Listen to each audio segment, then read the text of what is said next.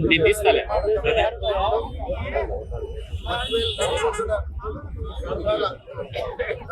అంబేద్కర్ గారి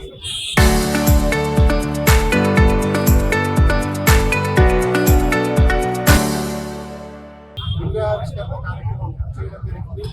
నిజంగా అందరం కూడా స్థల తలనీతో పాటు సుధమ్మ గారు, ఎమ్మెల్సీ గోవింద్ రెడ్డి గారు, అదేవిధంగా విగ్రహ నిర్మాణ కమిటీ సభ్యులు, సభ్యులందరూ, అదేవిధంగా స్థానికంగా ఉన్న వైసీపీ నాయకులు, ప్రజలు అందరి సమక్షంలో ఎంతో ఘనంగా ఇవాళ బిఆర్ అంబేద్కర్ గారి విగ్రహావిష్కరణ చేయడం జరిగింది.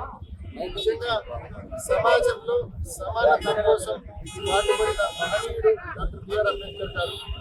ఇవాళకి కూడా ఆయన నిర్మించిన రాజ్యాంగం, ఇవాళకి కూడా మనము ఆ రాజ్యాంగం వల్ల ఎంతో స్వేచ్ఛగా దేశంలో ప్రతి ఒక్కరు కూడా ఉన్నారంటే డాక్టర్ బిఆర్ అంబేద్కర్ గారు రాజ్యాంగం వల్ల అటువంటి మహనీయుని ఆశయాలు మరి ముందుకు తీసుకెళ్లే విషయంలో ప్రతి ఒక్కరూ కూడా తప్పకుండా కృషి చేయాలని మనవి చేస్తూ మరి ఆ మహనీయుని ఆశీస్సులు ముందుకు తీసుకెళ్తున్న ప్రియతమ నాయకులు మాజీ ముఖ్యమంత్రి శ్రీ వైఎస్ జగన్మోహన్ రెడ్డి గారికి అందరూ ఆశీస్సులు ఉండాలని మనస్ఫూర్తిగా కోరుకుంటున్నారు.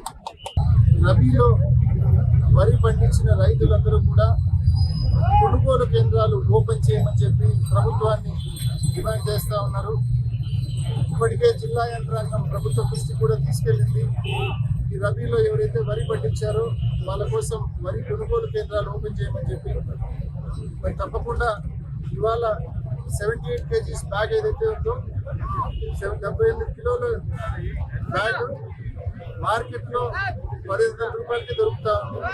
వేరే ఎంఎస్పి మాత్రం 1,830 రూపాయలు. అంటే 1,830 రూపాయలకు ప్రభుత్వం ముందుకు వచ్చి కొనుగోలు కేంద్రాలు ఓపెన్ చేసి కొనుగోలు చేయాలని చెప్పి రైతుల తరఫున వైఎస్ఆర్